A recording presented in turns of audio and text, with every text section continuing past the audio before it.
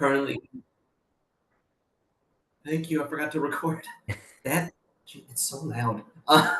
Chad Hirsch is a seasoned professional in the insurance technology sector, currently leading AWS's market development for life insurance and group benefit carriers globally. His extensive career includes serving as a large life insurer at the e-business director, followed by leadership roles at Celent, Novarica, Majesco, and Capgemini. As an industry analyst, he focused on e-business and core system strategies for insurers, as well as emerging technology. He has been widely recognized as an industry expert. He's authored dozens of reports on insurance technology, been quoted in major media outlets, and frequently presents at industry events. His current focus areas include mainframe modernization and generative AI. Thank you, Chad. Take it away. Great, thanks, Nick. So I'm going to talk to you today about generative AI in actuarial and beyond. And when I say beyond, I mean within insurance. But we're going to cover the beyond first, because the subtitle here is "The Future is Arriving Ahead of Schedule." And what I mean by that is, about 9 months ago, we commissioned a analyst report on the state of generative AI in insurance. And one of the outcomes of that report, it took a very long time to get the report ready for publication because we were waiting for some additional participants and things. And by the time we got the draft, it had said that agents would be commonplace, AI agents would be commonplace by 2034. And we already had our first customers running AI agents in production, and it was obviously 2025. So this stuff is moving at an insane pace, and it's I think a really important topic, not just for for the world, but insurance is an industry where there's a lot of manual labor intensive processes still that can benefit tremendously from automation in ways that automation's never been possible. So we're going to talk about a lot of those areas we'll focus on areas that are at least adjacent to actuarial. And then we'll dive down into some of the actuarial use cases and why generative AI is so important specifically for the actuarial trade. So let's start with the basics, right? What is generative AI being used for now predominantly?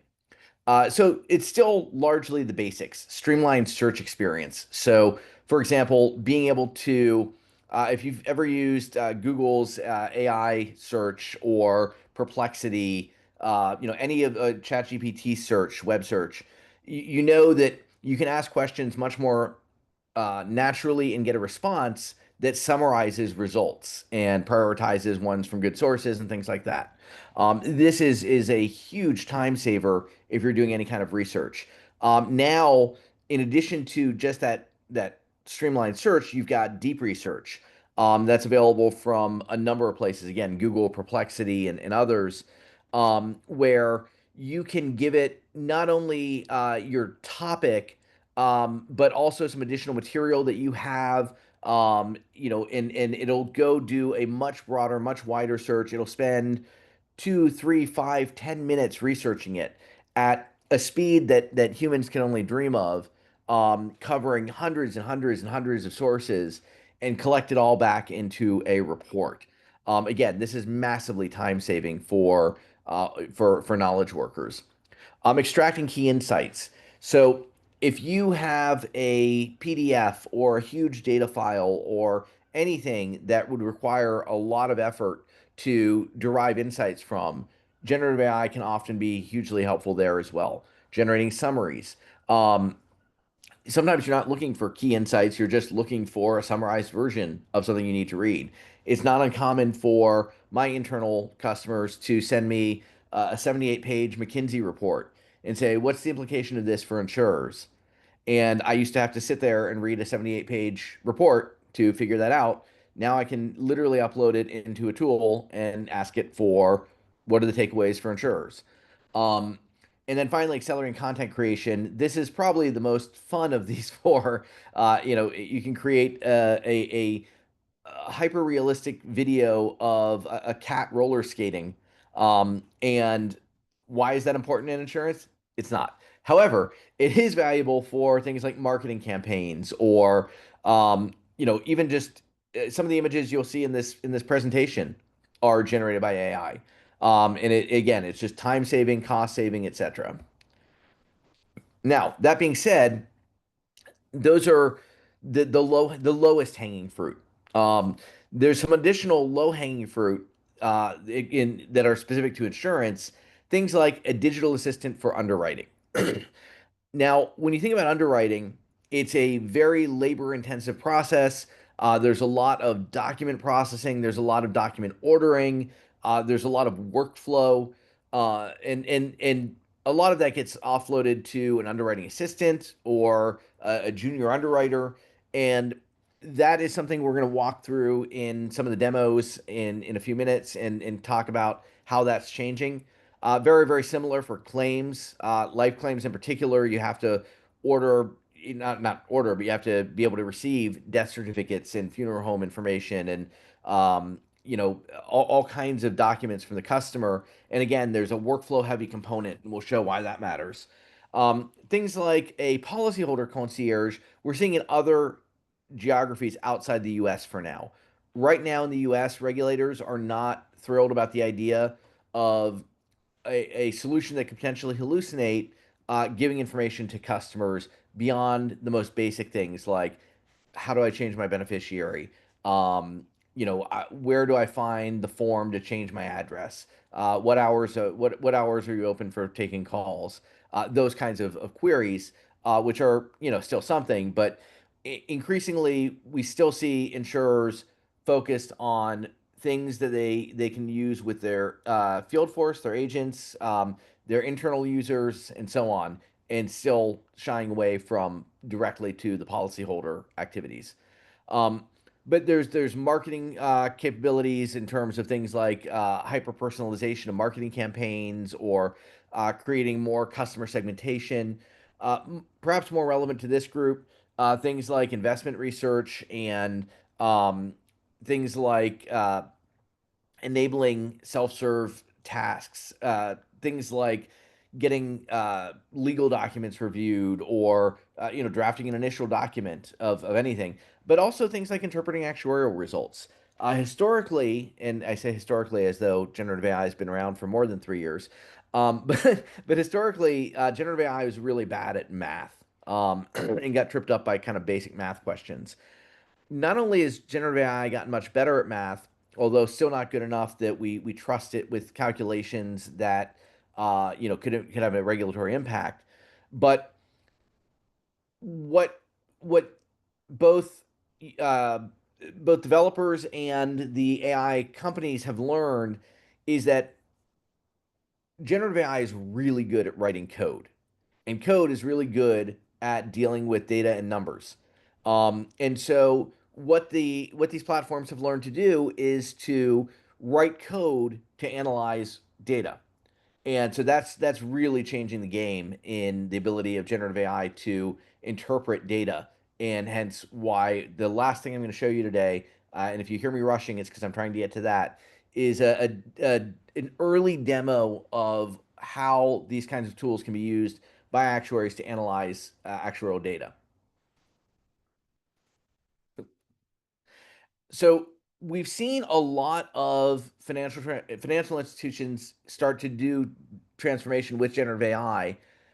You'll notice very clearly from this list that only three are insurers. Um, and that's not surprising considering the rate of technology adoption by insurers, broadly speaking. However, the adoption of generative AI is happening much, much faster than typical for insurers. So normally we'd see about a 5 year lag in insurance behind, say, banking, capital markets, and payments.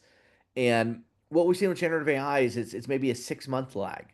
So if I were to rebuild this slide today with 2025, you'd see quite a few more insurers on here with interesting activities going on around generative AI. So, what's changed with generative AI to make actuarial analysis realistic? Well, I talked about that a minute ago about the coding, but part of what that coding does is it helps mitigate hallucinations. it helps mitigate that lack of consistency in calculations and other previous challenges that we had even 6 months ago. And so that last thing I'm going to show you is leveraging code to do this kind of work, and you'll see what that looks like. So first, let's look at some insurance use cases around things like risk and pricing, underwriting, a little bit of claims, just because the most obvious workflow. Um, but if you think about underwriting, underwriting in life insurance is in many cases painful. Obviously, there's some jet issue, there's some uh, some instant issue, but there's still a whole lot of underwriting that takes weeks, not days, and in some cases months, not weeks. So 47% of customers express dissatisfaction with the length of the underwriting process. I think we can all guess which 47% that is of those groups I just mentioned. 58% reported of insurer and excuse me, 58% of insurers reported issues with consistency in decision making, and those are a nightmare because you have challenges with approvals not happening that should have, or that shouldn't have been happening that did, pricing issues and things like that, and those are bad.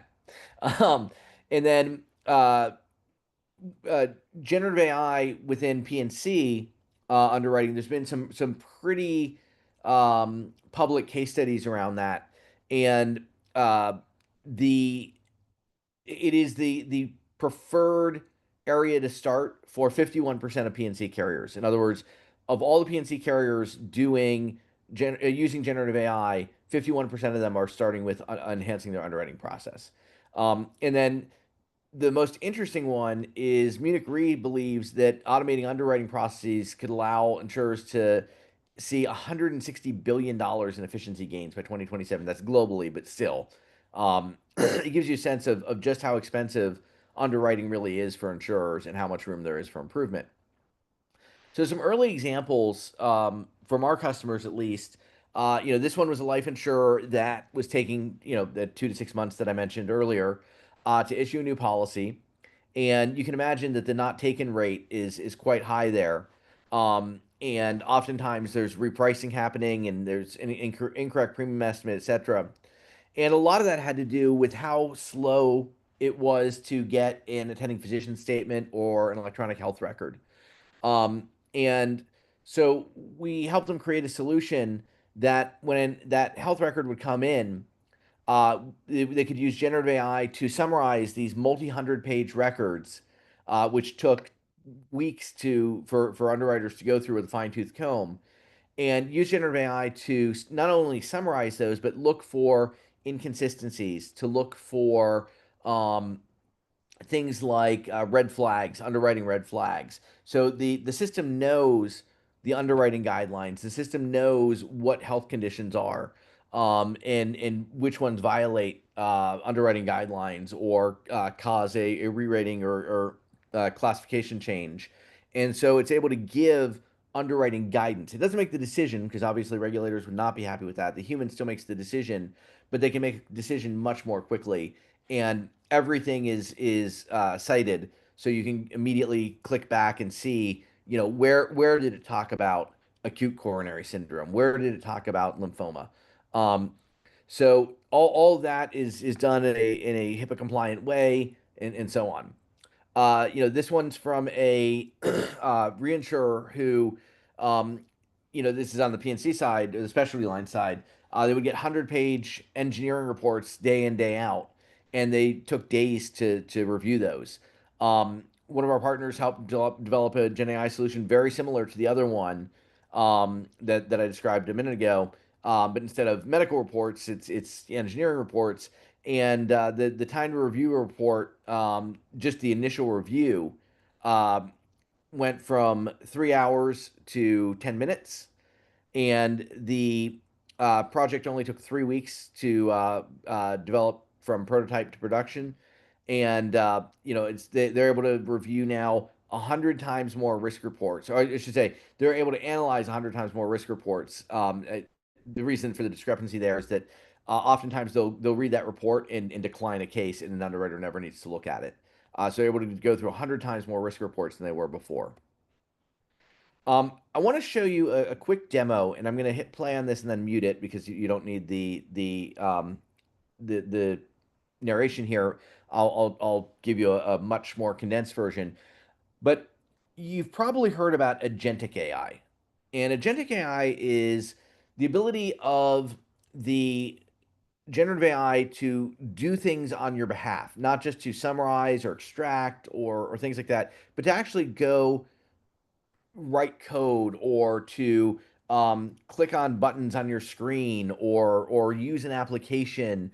Um, and those deep research tools I talked about earlier, those are agentic. They're going out. There's a supervisor tool or a supervisor agent, I should say, that goes out and sends kind of an army of sub agents out to go do things. So it's going out and looking at 30 websites at a time with a bunch of different agents whose job it is to go pull information from websites. There's a different set of agents that are reviewing the content on those websites and formatting it into a new report and so on.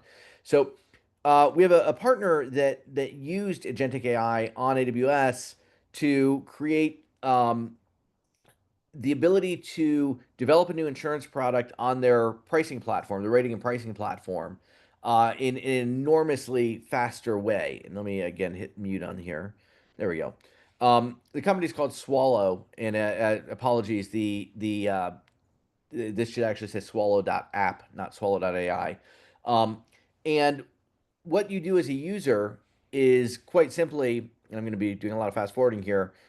You tell it you want a kind of product, alien abduction insurance for U.S. sweet corn farmers in New Mexico. You don't have to give it any more information than that to get a draft product created. It's going to go off, and the agents are going to create the risk inputs. They're going to categorize the inputs. They're going to create the interactions. You'll see it keep going here. Creates the calculations. Um, Behind the scenes, even the exclusions, by the way, behind the scenes, what it's done is it looked into all the information it had about sweet corn farmers, about alien abductions, and about crop insurance. And it's come up with all the different things that might be useful for an underwriter to know. Number of UFO sightings, night tractor driving hours, farmer sleep hours, belief in government cover-ups, things that you would need to know to underwrite a product like this. And they chose a silly one on purpose just to make a point. But once it does this, it can now go and create in the system the product that would be using all these inputs that the AI has created. And right away, within literally a couple of minutes, you've got a draft product. Now, this is not going to be your final insurance product, but you've just spent a minute creating the first draft of your product. You can imagine how much faster now you can go in and just edit calculations, change some rules. It's already created your initial rate tables and everything. So you can imagine how much time this saves when building a new product. This is a great example of agentic AI. Um, if we bring that a little closer into broader underwriting, not specific to a particular uh, uh, rating platform or anything. This is a POC we created for a customer that looks at risk assessment for commercial lines. So it's going to pull in all the relevant data from this schedule of values, the property details, the financial data, the family records, all the documents that have come in. It's going to pull in and evaluate. And here's the actual demo of it. I'm going to again fast forward a bit. So you're gonna upload the files. It's gonna ingest them. Now, by the way, you don't actually have to manually upload these. These could get pulled from email. Every time they come in, the system can be monitoring an inbox. There's all kinds of ways you could do this, but in this case, we're just manually uploading them. So we've uploaded things like pictures of the locations and schedules of values and things like that, and it's extracted all this into data. And so interestingly, generative AI now, LLMs can actually do OCR. They can actually look and do the work that optical character recognition and pull information off paper forms that have been scanned. They can, look at a spreadsheet and grab values, which is what's happening here. So they have what's called computer vision. They can actually see the image of the insured location, for example. So all of this is got a human in the loop because you want to make sure that the information is correct, obviously. Um, Once you do that, it's gonna try and confirm some information again with the human in the loop here. Although the human in the loop part is not necessarily staying. It's looked at the roof, and I'll talk more about that later. I'm not just glossing over that. But it looks at the roof and says there's potential damage here. And it brings all that up to the underwriter in the exposures there. And the next one it says this looks good. I don't see any damage. Of course, its picture's far away. Um, but these are all things that the underwriter used to have to do manually, and it's gonna summarize all this for the underwriter, and now they can start going into the quoting application. Um, this is not intended to be a commercial. It's just the best example I've got of um, very agentic behavior when it comes to complex workflows like claims. And this is something that's going to become increasingly important in actuarial workflows, I think. Try to envision how this would translate to actuarial workflows, but this is a tool that is currently in private preview. It should be publicly available in about 6 weeks.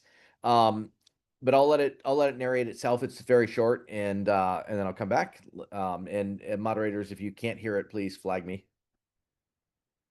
Introducing a new generative AI-powered automation capability in Amazon Q Business. You can now create complex workflow automations in minutes. Workflow automation has been a long-standing goal for companies, but implementation remains challenging.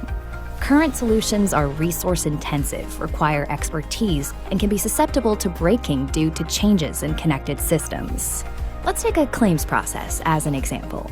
It is complex with a number of manual and repetitive steps across multiple applications.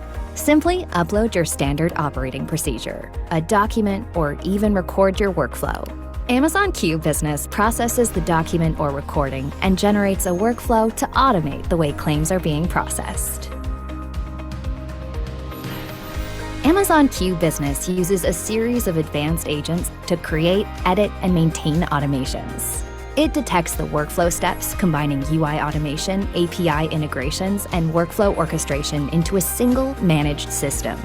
It uses a UI agent to navigate page layout changes in real time. Need to make changes quickly? Edit automations through natural language commands in the chat interface. Test with real-world data before deployment, and deploy across the enterprise with a few clicks. And monitor your workflow performance through a comprehensive dashboard. With Amazon Q Business, the resulting workflows are more resilient to change. Introducing a So the reason I want to show you that is that I've been playing with this, and I actually uploaded a claims process, and it quite literally created the entire workflow around that claims process. But that's actually not the cool part of it, what was in that video. What's cool is this, and it doesn't look at all cool. I'll be the first to tell you that because it's super boring. But uh, what it's doing is actually really cool. So it's actually going to, what you're seeing on the screen is the system that's behind that Amazon Q Business logging into the claim system on its own, and it's going to help, and it's going to click on that new claim button because it knows it can see the screen and it knows it's supposed to go create a new claim as the first step. So it's going to click that button, and then it's going to fill out this form automatically. And it's using the first notice of loss that was submitted by the claimant. Um, and so using that, it's going to fill in this form automatically, and it's going to be uh, going on to submit the claim, and I'm just gonna again fast forward in the interest of time. It's gonna fill in the full form. It's gonna click submit claim. Now it's created the claim, and it knows its next task is to add a note about the claim. Now that note could be, for example, taking all the claims files, submitting it to one of these Gen AI tools, and getting a summary of it and putting that in the notes. That would be much more valuable than the 2 sentence note that the claims adjuster is going to put in. But the system can add the note, and then either submit the claim, deny the claim, or sorry, approve the claim, deny the claim, or route it to the standard claims team because it needs a human because it's over a certain amount, for example. So all of this can be done automatically now, even though it's a browser-based claim system. Um, this is all brand new. This is stuff that is just now becoming available. I 20 minutes before this call, I created my first automation.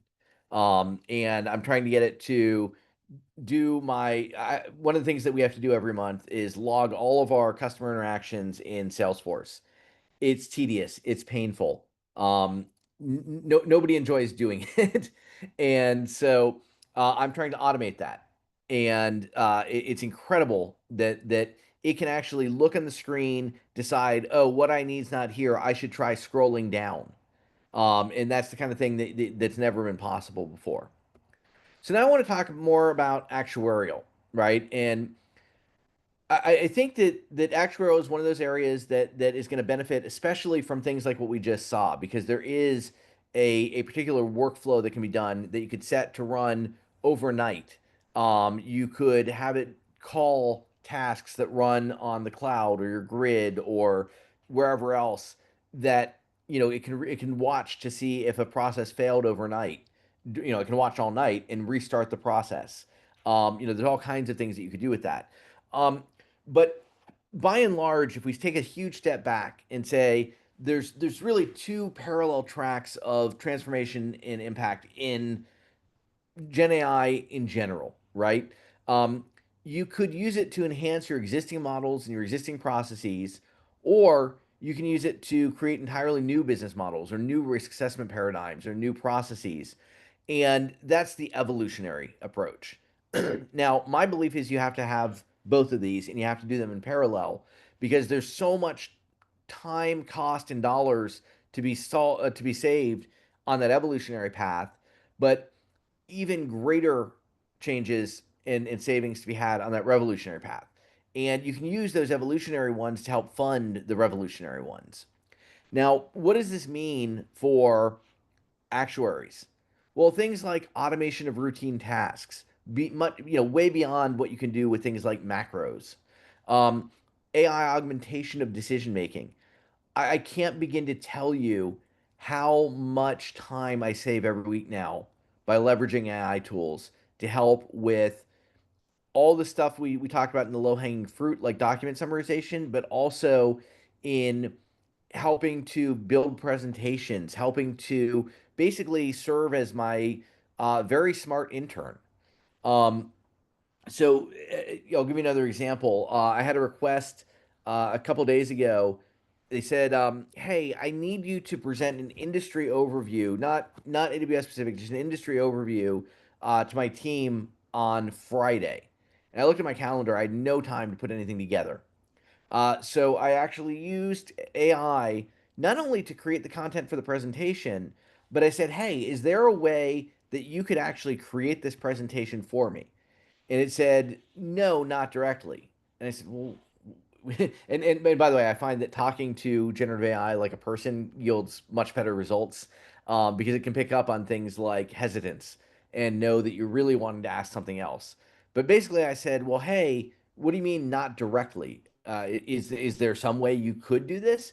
And it said, well, there's a Python library on your Mac that we could download that can generate PowerPoints, and I could create a Python program that calls that Python script that would take all the content we just generated for your presentation and put that into a PowerPoint presentation for you. And within 10 minutes of asking the original question of, can you create content for a presentation for me? It had actually created a PowerPoint. I applied our template, I did a little bit of formatting, and within another 10 minutes, my presentation for Friday was done. So that presentation that I thought I needed to spend a few hours creating was done in 20 minutes. Um, the emergence of hybrid roles combining actuarial and AI expertise. So when you think back in I won't go so far as to say the history of actuarial, but let's call it the recent history of actuarial work. Actuaries, many actuaries have also become sort of coders or light coders. Um, oftentimes to speed their work or to um, minimize the reliance on IT or other reasons, right? But I think we're about to start another era where actuaries are learning AI to help benefit what they do more and more. Um, so we'll look at kind of why as we continue through here. So if you think about the current barriers to um, modernizing insurance technology broadly speaking, right? We have legacy systems. It's hard to get data out of them. We have, and sometimes the data is not great. We have infrastructure limitations. If we're using grids, we have to have new or better hardware to be able to do more with our actuarial models. Um, we have limitations on how we're using the cloud when it comes to actuarial. Oftentimes, you're either not using an actuarial platform like a Profit or a GGY Access or something. You're oftentimes not using it on the cloud. Or if you are, you're still using an ancient version of it on the cloud that can't handle things like multi-threaded and infinite scaling. Um, and this is something that the platform builders are working on, but a little slowly for my taste. Um, so we've got data quality and accessibility issues, oftentimes as a result of that mainframe or legacy systems challenge, but sometimes it's just an inherent challenge of being an insurer where the data quality just isn't always great, the accessibility isn't always great, and of course we've got regulatory constraints that mean modernization isn't simple. If you wanted to put in, for example, a new policy admin system, if you're on the life side, you can't just migrate the data behind those policies. You have to migrate every single calculation and algorithm and everything else that sits behind those policies for the last 50 plus years to be able to recreate calculations that need to be rerun if an error was found down the road. So we have all kinds of constraints to modernization, and yet that IT infrastructure needs to be modernized. We need better governance on the data. We need frameworks around this AI stuff from the regulators. We've gotten some broad guidance, but it's uh, on the one hand, it's thankfully broad because it doesn't prohibit us from doing very much, but it's also not very prescriptive, which means that carriers are being uh, conservative in how they adopt AI. And so, if we want to take advantage of these new capabilities, these both AI and the cloud, we need cross-functional collaboration between actuaries, data scientists, and I didn't mention on here IT. I think getting access to these tools is the first step. So there's a lot that needs to be done in order to overcome the typical um, the typical insurance lag in technology adoption. Now, there are a lot of applications in life insurance. We talked about some of these, and I want to kind of go through this list because there are some other ones in here. Things like enhanced risk assessment accuracy. Um, the notion that generative AI is subject to hallucinations is not inaccurate, but we now have tools to reduce or eliminate those hallucinations. So we can use these tools for things like enhancing accuracy. It's not go You no longer are limited by things like hallucinations. Personalized product development. If we are ever able to modernize our core platforms, think about the possibilities of creating products or combo products or bundles that are personalized at a truly individual level. Um, if you think back, and I don't know what the split is in this group between life and PNC, but uh, I'm predominantly on the life side, but I've spent a fair amount of time on the PNC side as well. And I remember back when I think it was Progressive first gave a rating model to the regulators and said, we want you to approve the model, not the rates. And the regulators thought they were absolutely crazy. But what Progressive had said was, hey, look, we want to change our rates constantly based on what we're learning every month.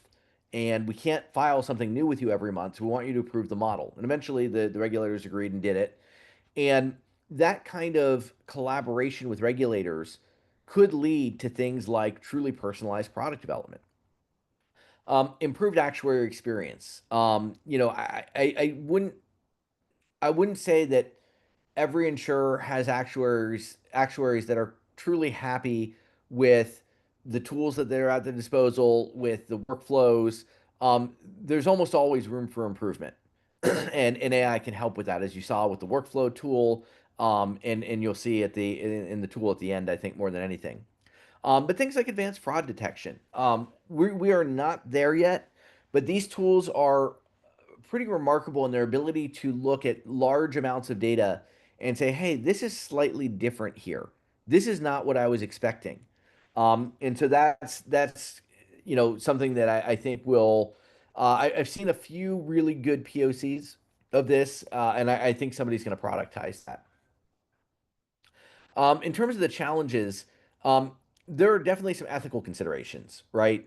Um, First and foremost, just jobs. Should we be eliminating jobs with AI before we know it's 100% capable of performing those jobs? Probably not. Um, should we be using AI in underwriting, knowing that we don't really know enough about the models and whether or not there are unintentional biases in them? So, as an example, I was presenting to the NAIC AI committee, I think it was late 2023. And one of the points I had made to them was that if you ask an AI model, an ethical AI model, I should say, there are plenty of unethical ones you could use, but if you ask an ethical AI model like Anthropic Claude to look at three people and determine in their underwriting files and determine which one's most likely to die first. It'll say, look, I'm not a licensed underwriter. I shouldn't be making those kinds of judgments. Uh, if you instead say which one will live the longest, it'll happily answer that question, because it's been trained how to look for negatives and how to look for things it's not supposed to do. Well, it doesn't have any reason to think it shouldn't say who should live the longest. So there's still a lot of work to be done on understanding where those boundaries are around ethical AI. And there are some insurers that now have ethical AI councils or responsible AI councils, but those are still the exception. So there's a lot of work to be done there still. Model transparency and explainability. This is the most important one. If you take away anything from this slide, um, you know, the challenge with an LLM is that it's been trained on an unbelievable amount of data. I mean, very, very, it's a lot closer to what I would, if 100% is the entire corpus of human knowledge that's been documented, it's a lot closer to that than it is to zero. They have an incredible amount of information. However, they oftentimes can show you their reasoning, but not always. If they're using training data, the data they were trained on, then they generally can't cite the source of where they know that information from. It's something it's learned, right? So it makes it very difficult to explain it to, say, a regulator. And so there's a whole separate area within generative AI of asking the models, not asking, but having solutions that specifically only look at the information they're provided and only use that training information to make judgments, or have knowledge about how to deal with the information you provided, but not to pull in that outside information to make decisions or calculations, things like that. So understanding how model transparency and explainability works is going to be critical to using this for the kinds of tasks that we want to be able to use it for. And again, that what I mentioned earlier about using code can help dramatically with that. Data privacy and security. we at AWS we started on generative AI a little bit later than others because this is something that was critical for us because we only really sell generative AI to enterprises who care about data privacy and security versus consumer grade generative AI where you might be willing to trade off some data privacy and security to get better information. So, for example, I uploaded my medical lab reports to a public AI model because I wanted to get an interpretation of the results. And I was willing to trade my data privacy for that. I can't do that with customer data, obviously. So as an insurer, you certainly wouldn't do that. So you need to have access to models that do ensure data privacy and security. And then finally, balancing automation with human judgment. Um, this is something that is going to be a workforce skill of the next 20 years. Knowing when a human needs to be in the loop to bring in human judgment, knowing when you are overthinking the need for human judgment is equally valuable. And so this balancing act is going to be something that I think will be a critical skill for employees going forward. And apologies, doesn't want to go forward. There we go. Um, so as we think about the future, um, at every single level, there needs to be preparation for AI.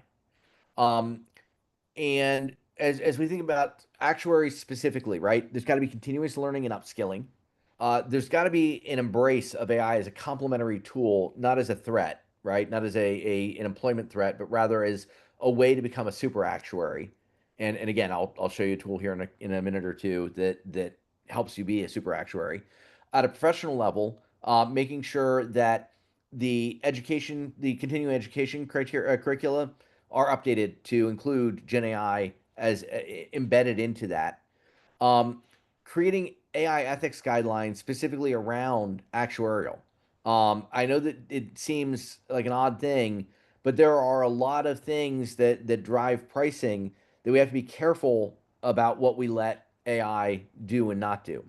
And at an organizational level, there's got to be a culture development around encouraging innovation, and you've got to have a strategic plan on how you're going to adopt AI.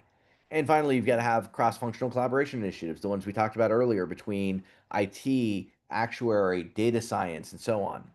And of course, if you have an AI team, with the AI team. I want to quickly, before I show the demo, talk about a really good um, actuarial example from the market. Athene has spoken about how they took an 80-hour manual process and brought that down to a few minutes. They're using agentic AI, and what they've done is when they acquire a new block of business, that's their business, right? They go out and they acquire blocks of business, and then they move them over to their own platforms. And within actuarial, it was taking 80 hours to map all the fields from the old actuarial platform that they acquired to their own actuarial platform. And what they did is they created agents that go and they basically crawl through the old actuarial solution, look for the field names, attempts to reconcile those with the field names it's expecting to see there, looks for exceptions, maps the fields that it can map to their own existing system, and in the future they expect to have this write the code transformations. Write the code to do the data transformations for once that mapping is complete. But this process leverages generative AI to look at all the fields, determine the mappings, but also to determine the file dependencies. So it then goes through and puts in a data lake. They upload it to their knowledge base, and not only do they have this mapping document, but the person that's moving the stuff from one platform to the other can then ask questions about the data. So you see here on the left how the data was mapped from the old actuarial platform to the new one. It tells you what file was used to create that, right? But if you have a question like how was cash surrender value calculated in the code, what files did we use to calculate it? It can actually tell you and gives you citations of where it created that from. is the new data model. In the new data model, what's the name of the cash surrender value field? And it can say, in the new data model, it's cash surrender value. Um, so these are the kinds of things that save them. Like I said, it went from 80 hours to a few minutes because they can just do this so quickly now. Now, the last thing I want to show you before we jump to Q&A is something that one of my teams is working on. It's really a thought experiment. I think we can probably provide this code once it's complete to any of our customers who want it. We're not building this to sell it. This is something that we think our customers could use a jump start on. And so we're just developing this foundation for it. You could call it an accelerator, I guess. Um, but one of the things that agents can do that regular generative AI generally can't is use what we call them tools. In this case, it can use it has the ability to explore insurance data sets. It can calculate key metrics, it can develop insights, it can assist with actuarial modeling, it can visualize the findings, it can generate a comprehensive report. And a couple of tools it has access to, um, one of them is the ability to write files to your local computer. Now, if you've ever used things like ChatGPT or Claude, you may have noticed that in most cases, it's just generating something you can see on the screen and have a conversation about. Most things it won't generate files for. So we wanted to give it the ability to write local files so you could throw them into Excel or into your actuarial platform. And the other tool it has access to is this visualization tool. So it can create graphs and charts. And I'm going to fast forward through a lot of this in the interest of time. But um, I've also had them split the screen. So you can see on the left is what the actuarial would see. What the actuary would see, right? And on the right, you're seeing what's happening behind the curtains. As a user, you would never see this. I just wanted to kind of show the magic happening behind the curtains. And by the way, this is running in our internal account, so it's about 1/10 the speed that would normally be. So hence why I'll be fast forwarding. The So we've asked it what can it do. It's told us all the things it can do. And we're gonna what data sets do you have access to? And it's gonna come back and show here's all the I've got insurance policies, I've got insurance claims, I've got risk factors, I've got insurance payments, and I've got reserve adjustments. So now you can ask it, give me an overview of the claims data set. And again, I'm going to fast forward here. And you can see on the right, it's running all kinds of code and calculations to evaluate the claims data set. And it comes back and it says, hang on, we'll scroll back up. Here's the structure of the data set. Here are my key findings on claim statuses. Here are my key findings on claims types, on claim severity. Here are my temporal patterns, my observations. Now I want to see a simple loss ratio analysis by segment. Now, to be fair, I had them redo this demo last night, and the only guy that was available to work on it is not an actuary and didn't think to exclude life from the loss ratios. So you'll see some screwy numbers here. Also, I want to point out we're using sample data that was just generated synthetic data. So you may see some screwy loss ratios. This insurer is not about to go bankrupt or be the best insurer in history. So you can see it calculating all the tables. And this one took a long time because it's going across all segments. Let's see here. It's using eight different tools. It's literally writing Python code as we speak. And now its analysis is complete. It's going to generate the document. And it's going to come back and it's going to say, here's the loss ratio by product type. Here's the loss ratio by region, by group, by risk. And it's going to create the visualizations, which we did not have time to put into the cool stuff on the left there. So we'll just pull it up manually. And I'll fast forward to that. You can see loss ratio by segment.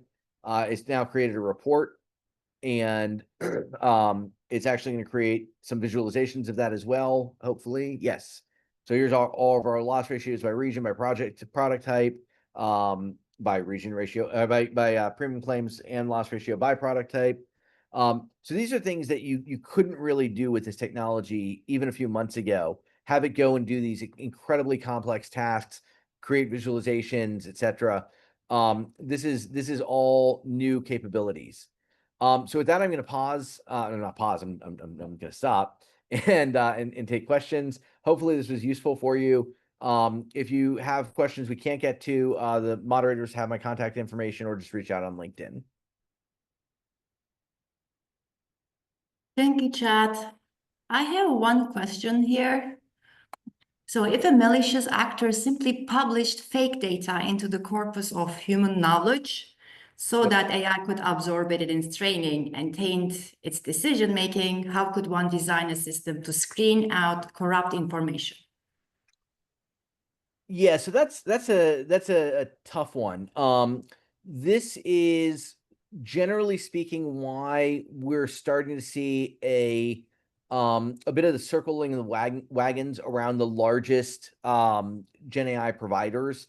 Initially there were a ton of models, and everybody wanted to try different ones for different things. We're starting to see enterprises really coalesce around the big four or five. So Anthropic, Claude, OpenAI, Google, Gemini, etc., because they do have security measures in place for that. Their models are not open source models. It's why you haven't seen as great an adoption on the open source models, where you're responsible for, once you take that model, you have the ability to fine tune it, to change it, and if your security is not adequate, exactly what you're describing could happen, of course. Now, that being said, it's the exact same risk of any other, uh, of any other IT. The major models, yeah, you're absolutely relying on these large organizations to prevent that from happening. As somebody who I should point out, Amazon is one of the large model creators. We invest in Anthropic. We also have our own set of models. But I can say, without going into any details for obvious reasons, the large model providers go to great lengths to make sure that those base models are never exposed to the outside world, as open models. Um, all that being said, if you're going to fine tune a model, and I saw the question earlier on about, why not run them locally? If you're going to run it locally, whether that's a large, one of the commercial models, one of the open source models, whatever you're planning to do, you absolutely have to be aware of that. You absolutely have to have the security in place to prevent that. The security that you need to prevent that is no different than you would have elsewhere. You would never allow external users, for example, to run a query or generate code. And AWS, as an example, has a tool called Guardrails that prevents, it watches all of your AI models and interactions, and watches for things like code injections, spilling of PHI or PII, toxic behaviors by the model, requests for toxic behavior from the user to the model. And that can sit across all your models at the cloud level. And that goes back to the earlier question, why not run it locally? There are so many tools now available in the cloud to enhance, whether it's security, like we just described, those guardrails, but also the infinite scale at which you can then run. And I shouldn't say infinite, because obviously we're still at a point where these models are resource constrained, across the board at all providers, but eventually, essentially unlimited capacity. Which, running it locally, you're gonna butt up against resource constraints, just as you would with a grid, for example.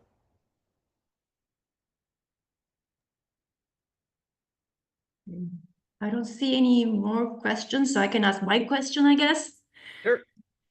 Someone doing a lot of filing. I'm really interested hearing more about that. You filing the model instead of the rates, and the regulators approving that. Like, what Well, kind of model was that? What was the product? yeah, so that was a simple personal auto product. And the idea was that, as you get new data every month and you want to adjust rates on a monthly basis, for not for changing the customer's rate every month, but when it comes to renewal, let's say they're renewing in May, but you're not filing a new set of rates until June, you've just missed out on that person for 6 months or a year on having the proper rates. So they wanted to make sure that their rates were always up to date with the regulators, with what they were seeing in their data. And so instead of filing a rate table or a set of rates, they said, here's the model that will generate our rates. If here's all the logic behind it. and test it as much as you want. And as long as you're comfortable with that, we're not going to give you specific rates. We're going to give you the model that generates the rates every time we write a new policy. And I think that we're getting to a point where regulators expect that kind of behavior now, um, from insurers. I don't think anybody's doing it yet, but being able to go to them and say, here's how I'm going to generate rates going forward. I mean, if you saw that demo with the automatic ability to generate a pricing model for a new product, if we have to go through the traditional process of getting products approved, that will take an eternity compared to how quickly we're going to be able to generate products. So I think that regulators themselves are going to have to get better at using AI to evaluate these kinds of models, or even just new products in general. We had a customer, for example, that wanted to be able to evaluate rate filings, and against each other, right? And rate filings can be 1,000 pages or more. That's not generally a good use of generative AI, but it is a good use of generative AI agents. And so, if you can look at all the rate filings that are out there and look for patterns, look for things that aren't working well, compare that to how companies are doing in terms of their ratios, and start to derive patterns of what works and what doesn't, you may want to have a huge shift in your product portfolio. And doing that the old-fashioned way would be absolutely prohibitive. But what if you had modern systems to do that? You could constantly be looking for ways to overhaul your entire book of business all the time. So I know it sounds crazy, but I don't think we're that far off from it. But I'm a dreamer, so. Okay, one last question. Does having personalized underwriting or products violate the concept of risk pooling underlying insurance? Yeah. Short answer is yes.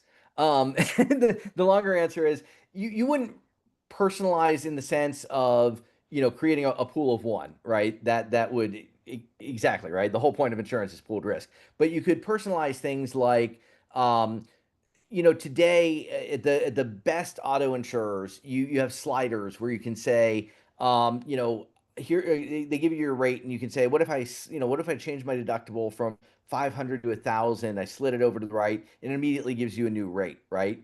I could see doing that sort of more en masse. So whether it's riders, whether it's just changing of deductibles, changing of face values, whatever the case may be, being able to really personalize that in a way that doesn't change, the underlying risk management, if that makes sense.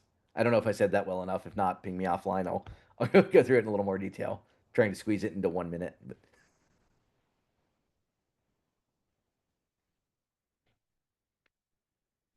And I think that may have been it. All right. I don't see any other questions. Well, thanks everybody for the great questions and the engagement. I really appreciate it. And thank you for sticking around. I know that was a lot in a short period of time. Hope it was useful. Thank you. Thank you. Thank you so much, Ed. Yes, thank you so much, Chad. I appreciate that. Very thorough walkthrough. I feel like I've seen several other presentations on AI. This is definitely one of my favorite so far. Much appreciated. Thanks. Thank you for taking the time. Okay. With that, we have about a minute until noon Central. So I think we'll have our next presenter, Patrick Scully, get himself prepared to present. I'll let you pull it up, Patrick, and I'll read through your bio now, or maybe a minute early.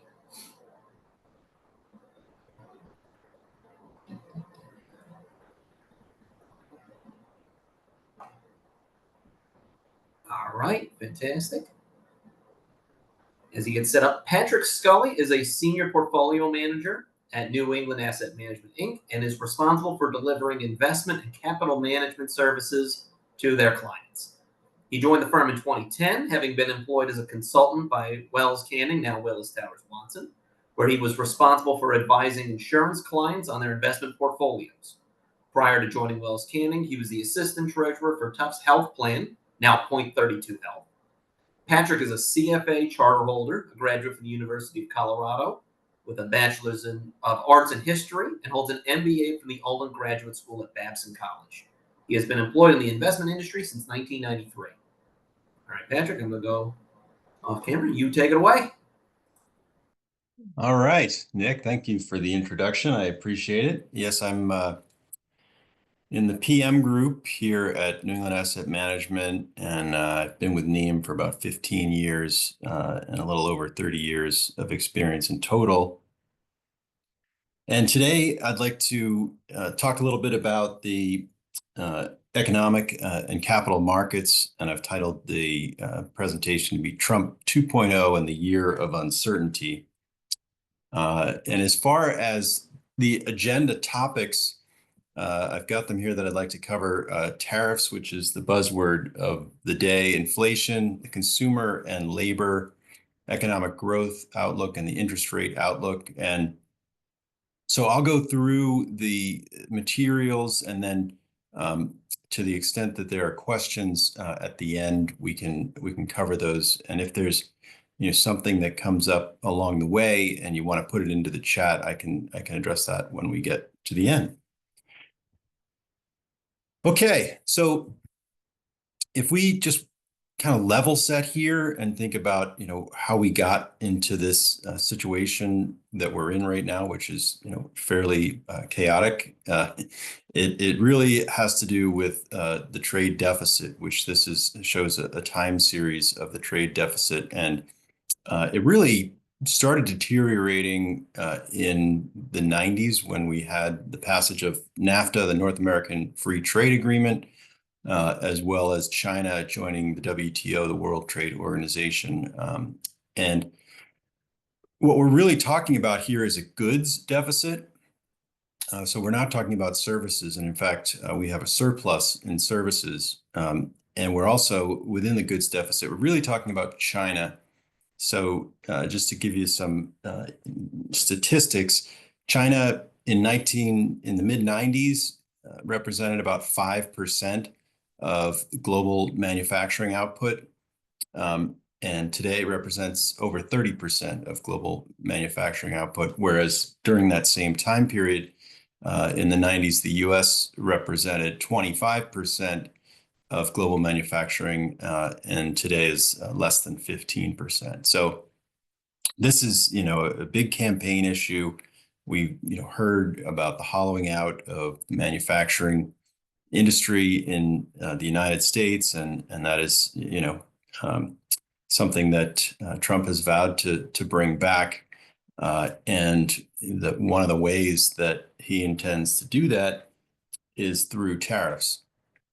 And so when you think about, who specifically is the target of the tariff or the trade war, it's a number of different countries, but at the heart of it, it is China. And the initial salvo was to put, prohibitive tariffs of over 145% on China, which would essentially lead to a decoupling of the two countries in terms of trade, which neither country wants. And Besant, the Secretary of Treasury, came out and said that that's not the goal. So it's clearly a negotiation tactic, which has since been reduced.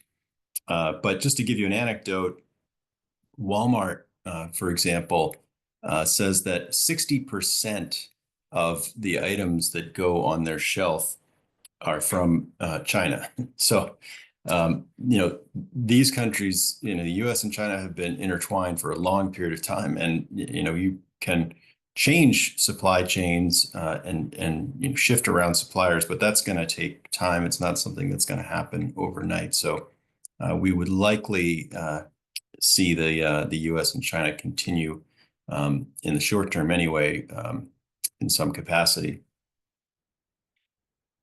So when we look at another very long time series here, this shows the effective tariff rate going back to the 1890s, and it has been in a long period of decline until just recently, where at the beginning of the year, the effective tariff rate was about 4%. With the Liberation Day proposal, it increased the effective tariff rate to 22%, which was the highest in over 100 years. Since a lot of those have been put on pause, and it's likely that there will be negotiations lower. We think it's probably going to come down to an effective tariff rate of between 10 and 15%, which would still make it, the largest tariff increase and the largest level of tariffs in about 80 or 90 years. And what's, there's the rollout has been so chaotic and haphazard, and there's been brinksmanship on both sides, the US and other countries. There's been legal challenges. So it's led to a high degree of uncertainty. And if we look at this economic policy uncertainty index, we can see that going back to when this was created in the 80s, this is the highest level of uncertainty we've seen. And that, of course, is not something that's good for business or the consumer or the economy, because to the extent that people put things on hold, that slows economic growth, and that defeats the purpose of some of these objectives that they're trying to achieve. When you look at consumer in particular, this shows that we've seen a pretty significant drop in consumer confidence, both from the Conference Board and the UMich survey. I would just caveat that this is what economists call soft data. So this is survey data.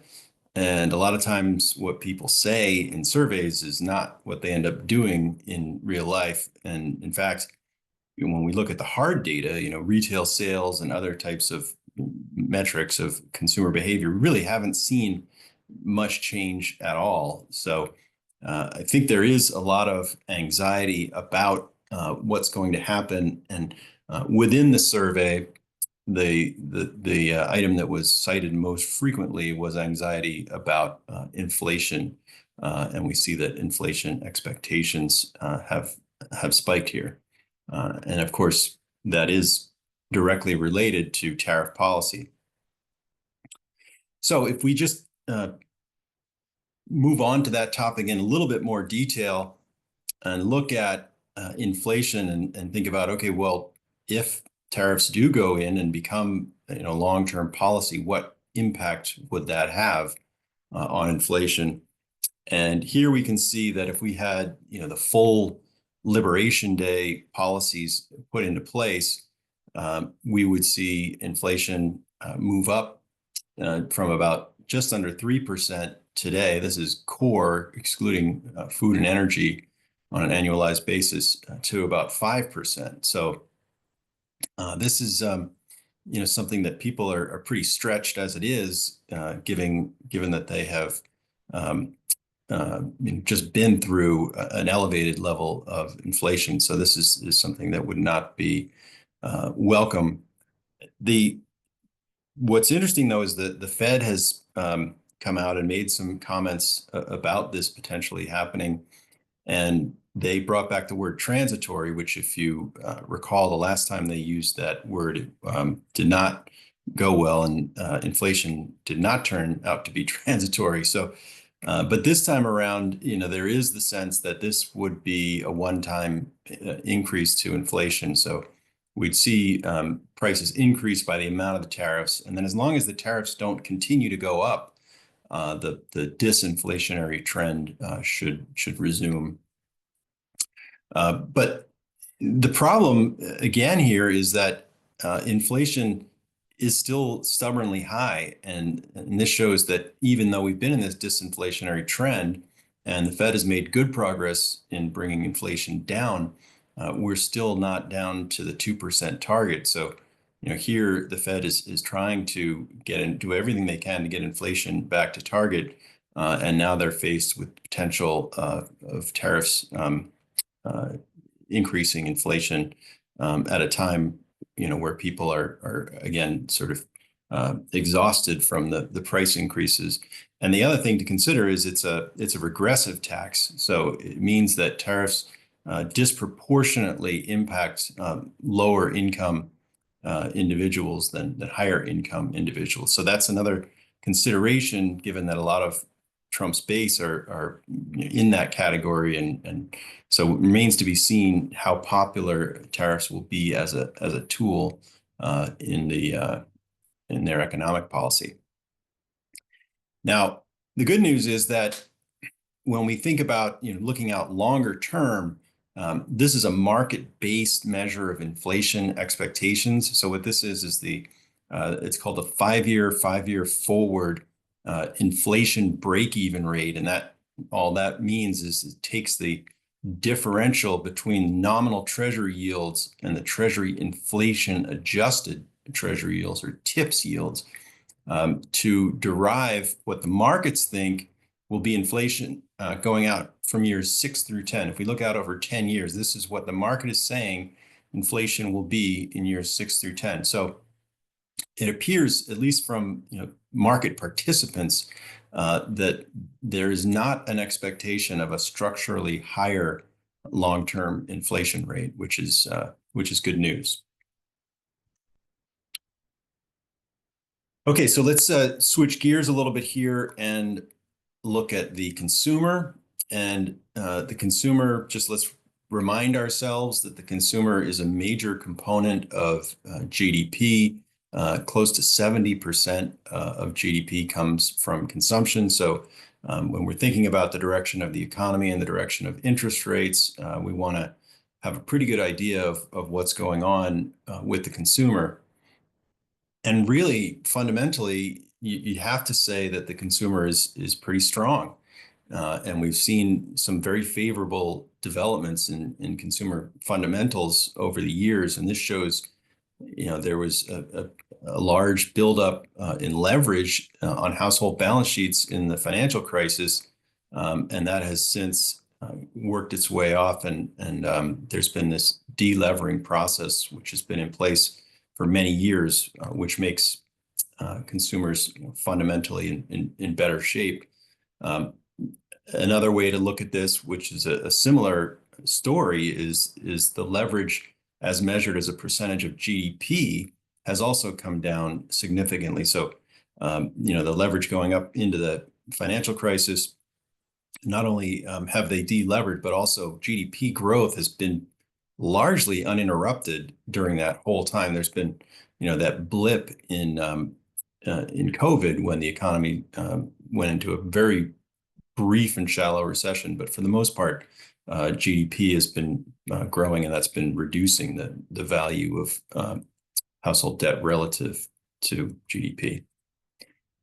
The other thing that's been happening is that after home prices started to deflate after the financial crisis for a period of time, it was followed by a long period of underbuilding of houses, and now there's a pretty sizable shortage of housing in the country. So we went from a glut back in the financial crisis to really a pretty sizable shortage. Some estimate as many as 4 million homes need to be built to get the market back in equilibrium. And that's had the scarcity has had the implication of home prices rising. And when you think of that, in terms of the consumer and their financial strength, as they delevered and their home prices have gone up, that means that their equity in their homes has increased significantly, which also fundamentally makes them stronger. The counterpoint or the counter argument to that is it's also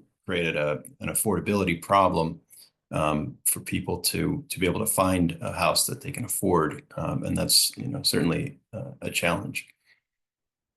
And then finally, sort of again looking at this the same slightly similar type of metric, the debt service ratio. So when you think about what people were paying just to service the debt, that has come down because of delevering, but also because interest rates were much lower in the last decade, and people were able to refinance and make their loans more affordable.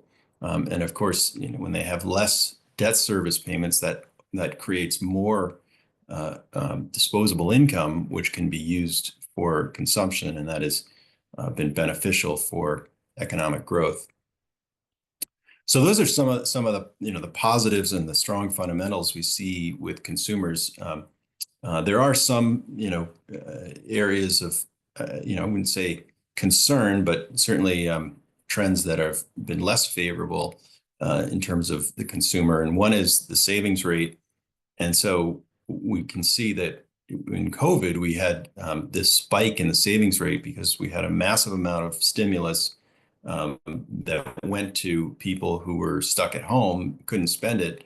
And then when COVID ended, they were able to use that cushion of excess savings to absorb the shocks of higher inflation and higher interest rates. So it's been, one of the reasons why we've been able to avoid a slowdown in a recession is that people had this ability to absorb these shocks. But all of the excess savings are gone now, and we've seen the savings rate, continue to drop.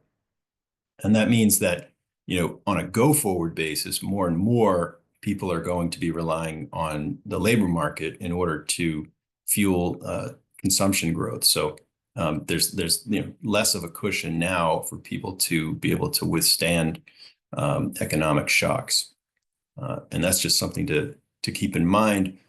And in terms of consumer stress, we have seen a little bit at the margin. This is just one example where credit card balances, which are 90 days or longer delinquent, has started to creep up a little bit higher to 12% as opposed to the long-term average of 9%. And this is true for other types of consumer loans, auto loans, and others, although perhaps not as not as much.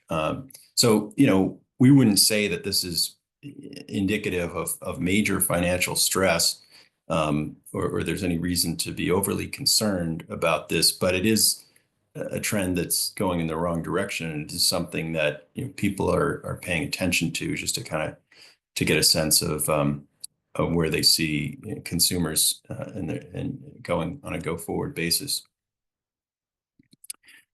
Another thing which is not news, but is sort of interesting to look at every once in a while is the idea of this wealth disparity, which has been increasing over time.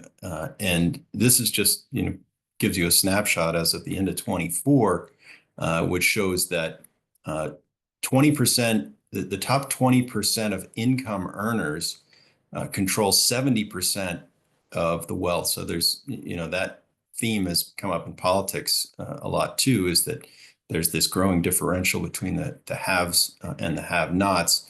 I'm not sure that anything will change that in the near term anyway, but it is important because one of the things that we've also noticed is that now the higher income quartiles and percentiles are making up a bigger component of spending, which is directly tied to consumption and GDP growth. And it used to be that the top income earners, by and large, saved what they spent and didn't really, translate the higher income into a significant portion of spending. And so it was the lower income consumers who spent pretty much what they made, and that drove consumption and economic growth. But now we're seeing that the top 20% of incomes account for 40%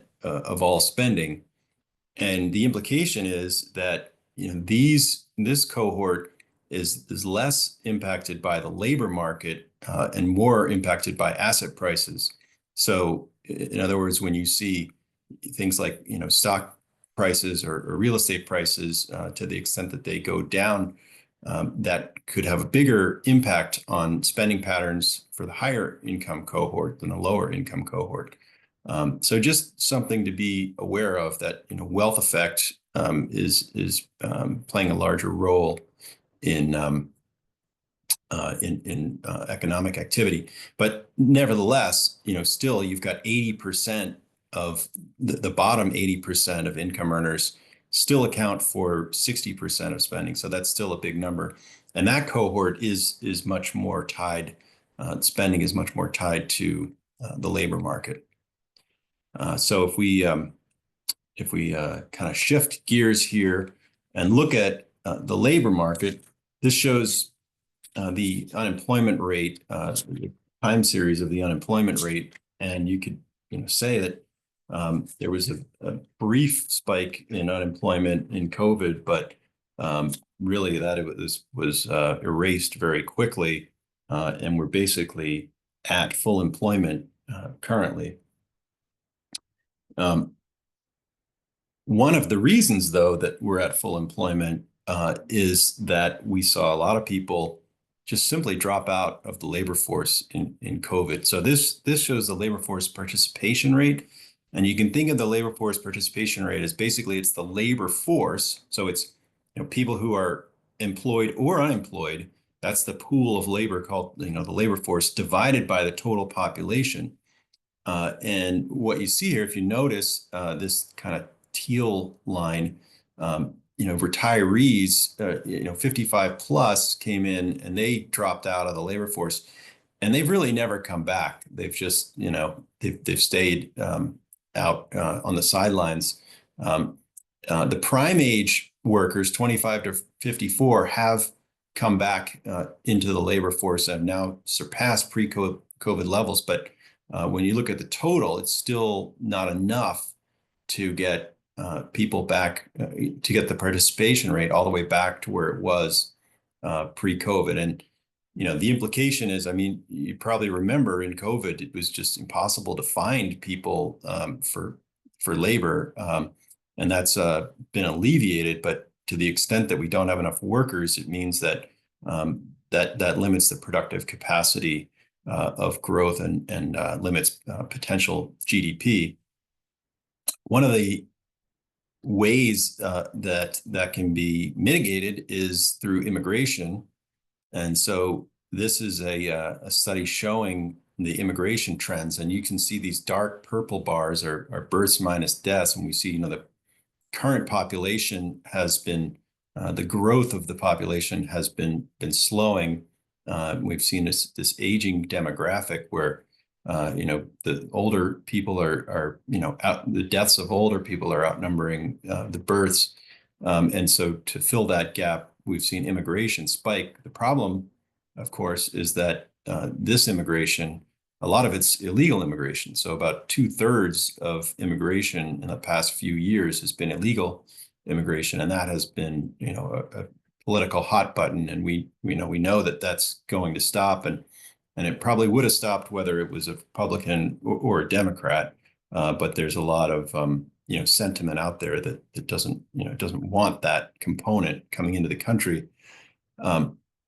It should be addressed in some way, though, because if you just take the births minus deaths and you just leave immigration out, what this shows is that if we stopped immigration altogether, that by 2033, our total population would actually start to contract. So, to the extent that can be offset by bringing in people to support the labor market, that would help with population growth and growth of the labor force. But even with immigration, it looks like it's likely going to decline.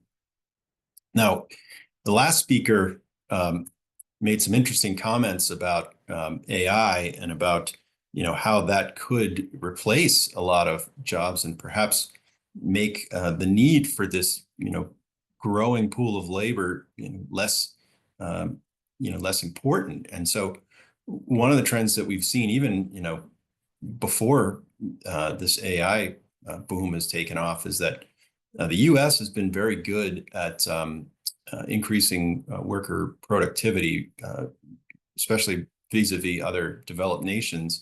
And so there's this, you hear this term of American exceptionalism and the dynamism of the U.S. economy and all these investments in technology and other types of capital investments that improve worker productivity, and we're clearly seeing that. So this could be very helpful in solving some problems if we can't find enough labor to fill open positions. I heard on a podcast the other day that someone was suggesting in the future, could be the case that we go back to a one income household because AI will be able to provide everything else that we need. And I don't know exactly what the reference of what AI could do, but it was everyone tries to predict the future, and for the most part, everyone's wrong. But it was just interesting that it does feel like we're on the cusp of a really transformative technology. Okay, so let's move on to the growth outlook. And so what this shows is the quarterly GDP going back a couple of years. And this was a time when we had the shocks of higher inflation and higher interest rates. And I guess so these are the components of GDP, but I guess what I would draw your attention to is these green bars represent consumption.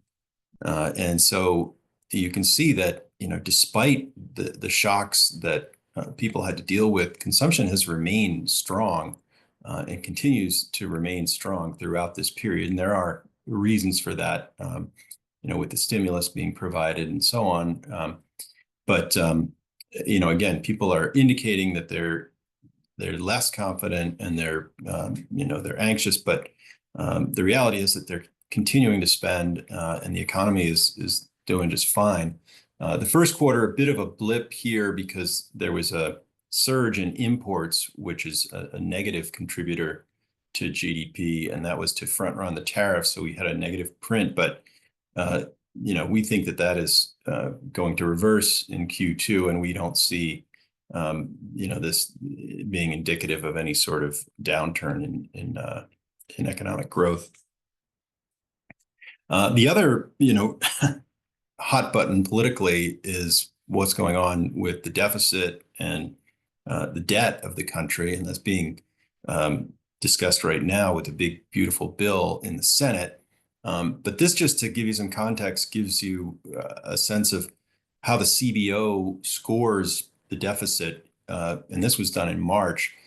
So this assumes that the Tax Cuts and Jobs Act of 2017 expires, and it was the law was written to sunset in 2025. So they're doing the analysis based on the expectation that would sunset, and that would it would be basically like a tax increase. It would revert back to all the higher tax rates, and that would generate an extra, call it $450 billion a year.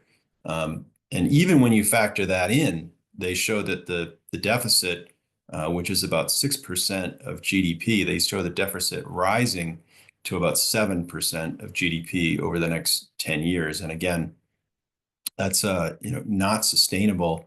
And most economists would say that deficits to GDP shouldn't really be any higher than 3%. And we're more than twice that right now. So it will be interesting to see what happens. Now, there is one important point though here and that is that the CBO scoring does not include tariff revenue. So tariff revenue is not codified into law, and it's extremely volatile. And as you know, it's changing by the day based on, who knows how they're coming up with these tariff numbers. But if we saw, just to give you some context, let's say we saw the full Liberation Day tariffs, which would likely put us into a recession. That would generate about $600 billion in annualized revenue, and that would be enough to pay for extending the tax cuts. If we see something less than that, maybe it's on the order of 200 or 300 billion in revenues. We're talking about a deficit of 1.8 trillion. And the DOGE, the Department of Government Efficiency, cut maybe 150 billion. So, these changes at the margins are helping in terms of reducing the deficit, but they're really nowhere near enough to bring down the deficit to a more reasonable level. And so we can see this shows that the debt to GDP, which has been rising substantially over the past 10 years or 20 years, continuing to rise to historically high levels, unless some changes are made. So, a lot is going on. I think there's a lot of people in the Senate who want to figure out ways to cut spending, and it's just a matter of where that happens. But entitlements seem like really the only place that you're going to find meaningful savings, and that's a very politically unpopular thing to try to make changes there. Anyway, with all of this happening, the deterioration of the credit quality of the U.S. government, and you saw that Moody's just downgraded the government to AA1, which is, they're the last of the game. The S&P downgraded them in 2011. So, if you look at it from a credit fundamentals, it's, it certainly is, not a AAA credit, but it's a much bigger and more liquid market, and it's the reserve currency, which makes it, very, very safe. So, we get the question, well, is this the beginning of the end of the reserve currency and the Treasury being able to print as much money as they want and get people to finance the deficits and the debt? And the answer is that it's there have been some changes at the margin as to where central banks are putting their money, and one in particular is gold. You can see that in the past 3 years that more and more countries are moving into gold, China in particular. But the issue is that gold is not as big and liquid as U.S. dollar assets. In fact, you just take the U.S. bond market, for example, is close to 60 trillion, and the gold market is maybe 20 trillion. So that it's 3 times the size. So you can make some changes at the margin, and the trend is to as we move away from globalization, the trend is to move away from U.S. dollar assets. But if you look, this trend has been in place for a long period of time. This shows the currency share of foreign reserves in U.S. dollars, and even with the decline, it still represents 60%, whereas the next largest currency block, the euro, is we're 3 times as large as that, and dwarfs anything you see with the Japanese yen and the Great British Pound. And China, has a closed capital system, so they don't. It's very difficult to convert renminbi into other currencies. So they've started making bilateral deals with countries to accept the renminbi, but it's they're a long way off from ever having anything like what we've got in terms of the depth and liquidity of our capital markets. The other thing to note is that even though we've got a debt bubble, a government debt bubble in the U.S., the rest of the fundamentals are very strong, and as we've seen, the consumer fundamentally is very strong. But not only the consumer, the corporate market is very strong too. And in fact, this past quarter, most of the earnings estimates exceeded analysts' projections, and earnings by and large have been very strong. You can see here that the profit margins continue to be strong. So there's a lot of it's a very big, and it's the largest economy in the world. It's a big deep market, and there's a lot of strong fundamentals. So it's still a good place to be investing despite what's going on with government debt. So this is less relevant now, but I don't know, probably a couple of months ago, after Liberation Day was announced and the equity market fell 20%, there was real concern that we could be going into a recession over the next 12 months. And this shows that the poly market odds were almost as high as 70% were betting that the U.S. would go into a recession within 12 months. And of course, as a lot of those tariff policies have been paused or changed, that has come down dramatically. And our thinking was that we never called for a recession. We said that the risks were elevated, but our view, and this we've got some in general estimates for the full year of 25, is that we'll see growth come in slower than it has in the last couple of years, but still, reasonably positive, 1.6%. So, slightly below the long-term trend, but certainly not recession in our view. And that's, also, big part of that is because we are coming from a position of strength, both the consumer and in the corporate world. Okay, coming down the home stretch. This is the fun part of the presentation where we can ask you some trivia, and I will be very impressed if anyone knows who this is.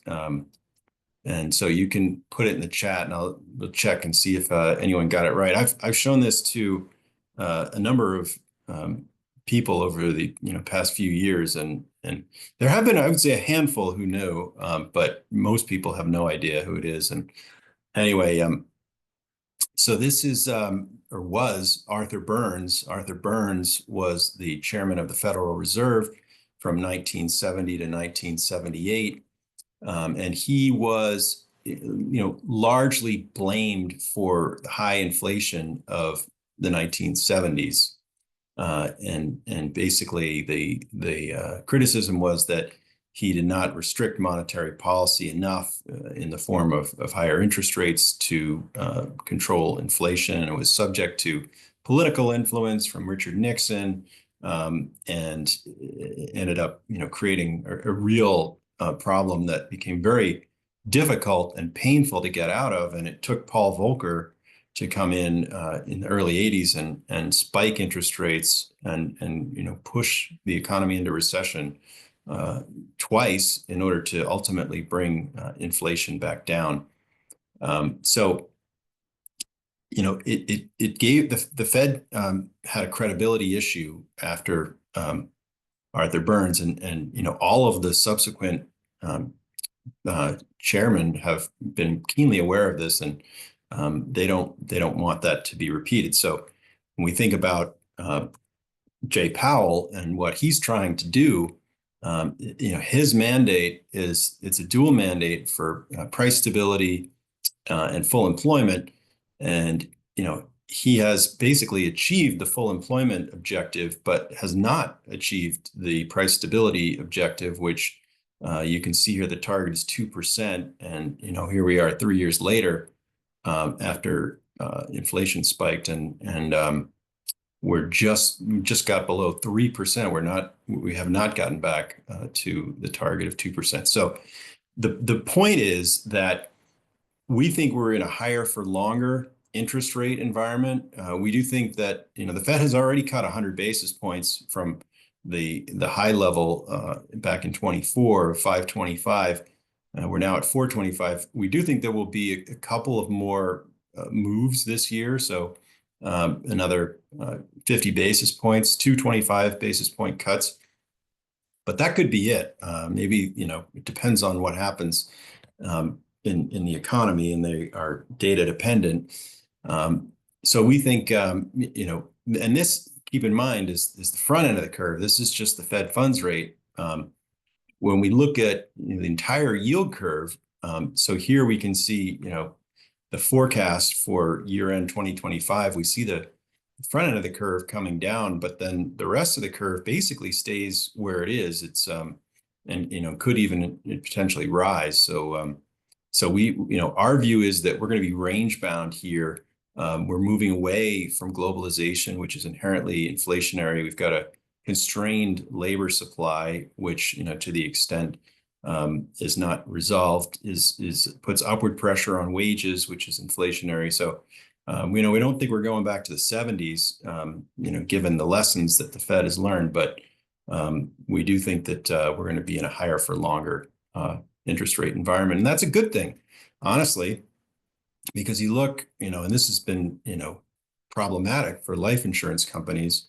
You can see that the trend has been, a long 40-year period of declining interest rates. And we've seen that trend reverse and move upward into the, call it 4 to 5% range. And that's where we think we'll probably stay. We don't think we're going to rise from there, but we don't think we're going to fall either. So we should be, range bound in that 4 to 5% range.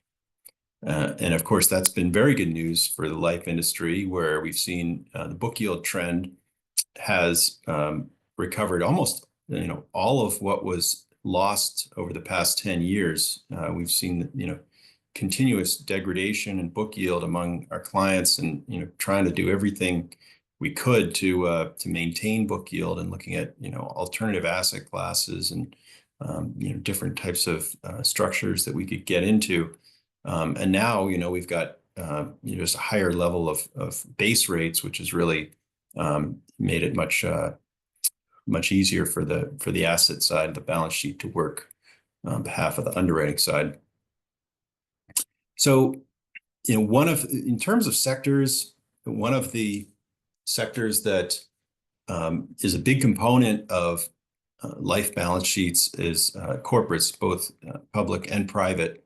And we expect that will continue. And while we think about valuations, corporates are a little bit rich right now. They sold off a little bit after Liberation Day, but now spreads have come back. And so we'd say that they're, on a historic basis, they're tight or rich, whatever you want to call it, expensive, but not, there's a reason for that, because they, their fundamentals are very strong. And so we still think, corporates represent, good value in terms of being a big component of life company portfolio balance sheets, because you can get, structured securities, asset-backed securities, mortgages, things like that, we like, but there's, you've got convexity risk there, and you've got less liquidity, and you can't get the same duration you can get in corporates. So this shows that even though the blue line shows, even though the spreads have tightened, interest rates have risen. So the all-in yield is, close to, between 5 and 6%. So you're, talking about if the 10 years at 450, you only need 100 basis points of spread to get to 5.5%. So that's a good thing, and we think an attractive place to be investing.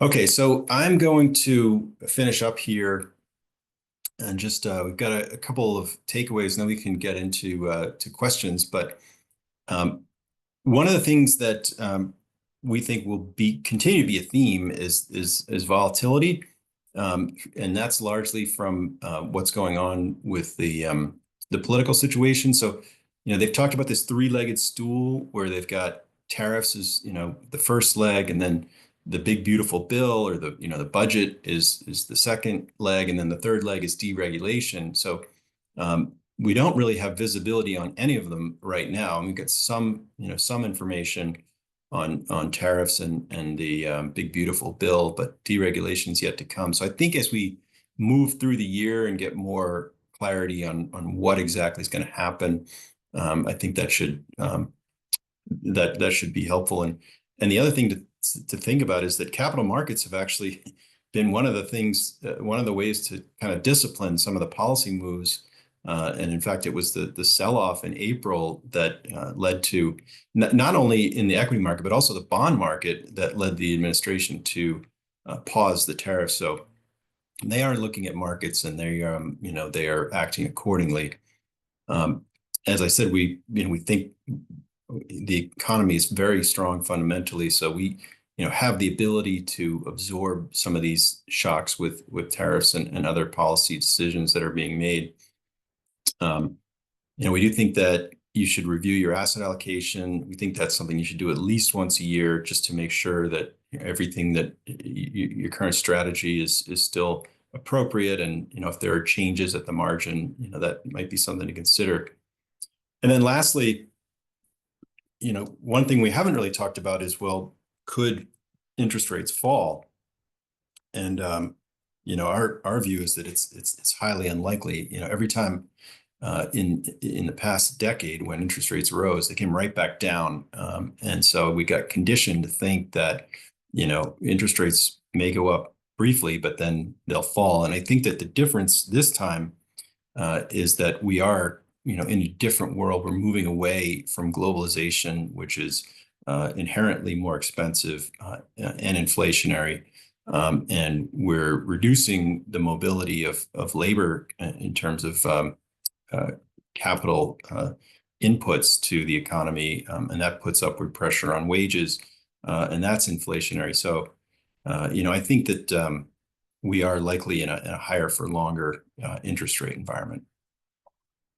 Okay, so let me stop there and see if there's any questions or comments. There are several questions. Do you want to take them, or do you want me to? Yeah. I don't think, or wait, can I see them? I guess I can. Here we go.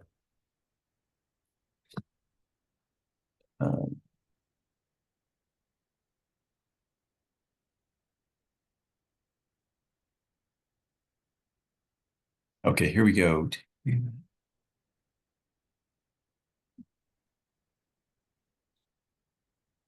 So do you believe tariffs in China will cause them to jump to newer tech from heavy industry and have heavy industry simply shift to developing nations like Vietnam? Won't this just shuffle blue collar jobs among different Southeast? Yeah, to compete to the US. Yeah, it's a good question. And there's going to be a lot of unintended consequences that come as a result of these tariffs, and we're not exactly sure how they're manifested. But I think China has come to the realization that they need to move to more of a consumption-based economy, and to shift towards things like high tech. And the whole DeepSeek news was kind of a little bit concerning, that they are very competitive, and they've got certainly the engineering talent and the education to do that. So yeah, but it remains to be seen. Okay, Alan Greenspan. No, it wasn't him. Oh, someone got it. Arthur Burns in a Friedman book. Okay.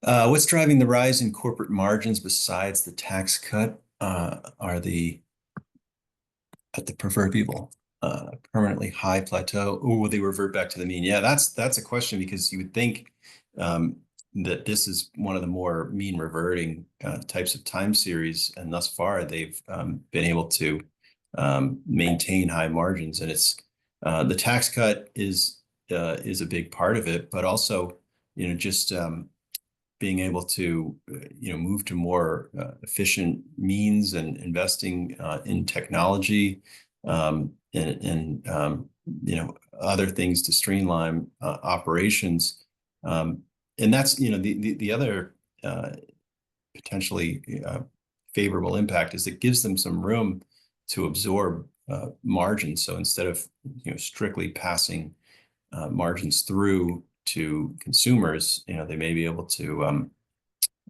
absorb some of that, and that would be sort of sharing of this basic tax increase on both corporates and individuals. Should the federal government be a bank? We're going to print more money than it collects in tax revenues.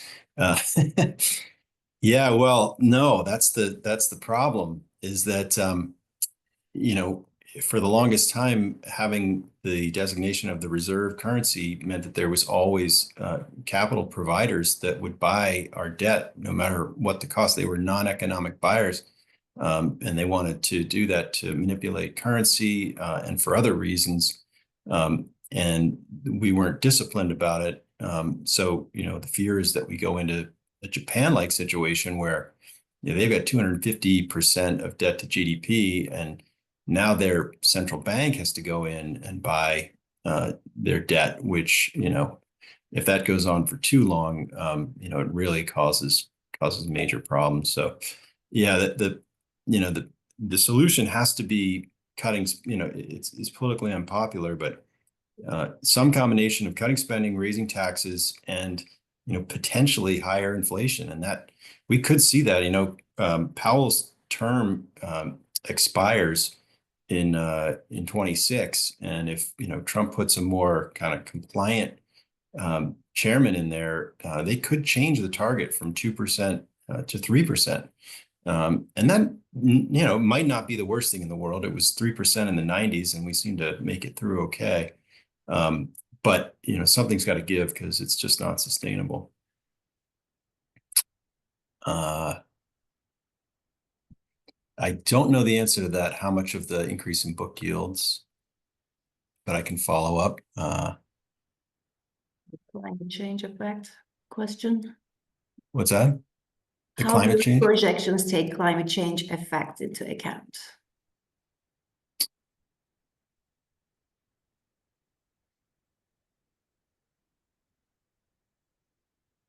Yeah, that's a good question. It's the insurance industry has been hugely affected by climate change, but I'm not exactly sure how that filters through to to the broader economy. And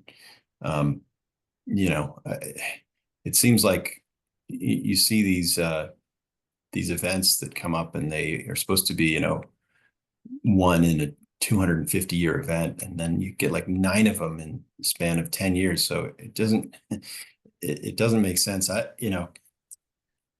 think that the question is also, is climate change, is it going to just continue to get worse exponentially, or is it going to slow down? Because there are, even though the U.S. has sort of moved away, there are global initiatives to try to reduce the carbon footprint. So yeah, I don't know. I don't have a good answer for that one. Tariff question. What about end run through tariff-exempt countries? So all it really achieves is an increased transportation cost to make the extra sharp stop, plus a little paperwork and eye-waking. Well, yeah, good point. So that one of the when trying to model, the tariff revenues, you see all of these, potential loopholes and substitution effects, and that's, that happened back in 2018 and 2019 when they put tariffs on solar panels. They were able to get around it, with just making a few modest changes. So I think this is a slightly different environment where they're going to be vigilant about enforcing the tariffs, and really serious about trying to make trade practices more fair between the U.S. and other countries. But it's a great point that there are, if there's a way to get around it, people will find it, and that is something that people are trying to get their hands around.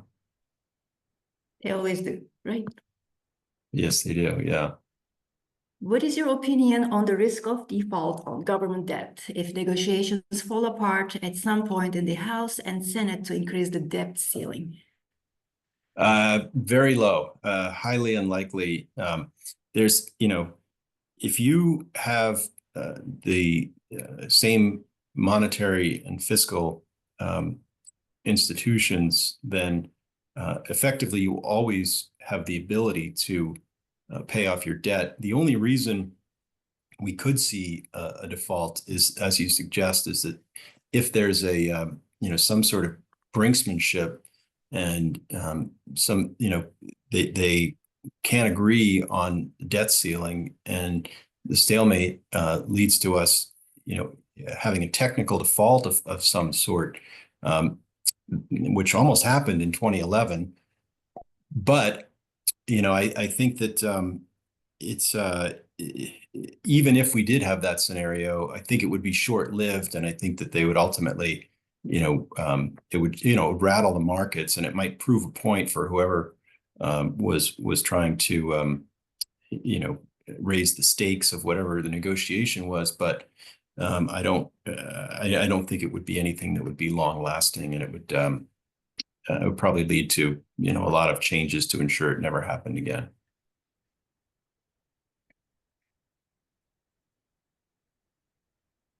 I have a comment and a question. So thank you for realistic acknowledgement of unsustainable deficits and debt.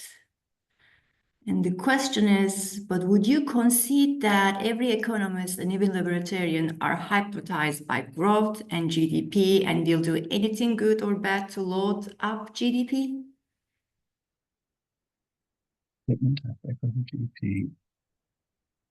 Yeah. Yeah. It's well, so much of the policy decision making and business decision making and even individuals relies on the growth of GDP. I mean, the growth of GDP solves a lot of problems, and if you compound that growth over many years, it means increased tax revenue, increased capital, and so there's but at some point, you can't continue to issue debt to stimulate the economy because there will be a tipping point, there will be a breaking point, and that's how empires end up declining. So the problem is that no one is willing to fall on the sword and make the hard decision because it's political suicide. But if anything is going to fix it, it has to be, as I said, some combination of either cutting entitlements, raising taxes, and inflation.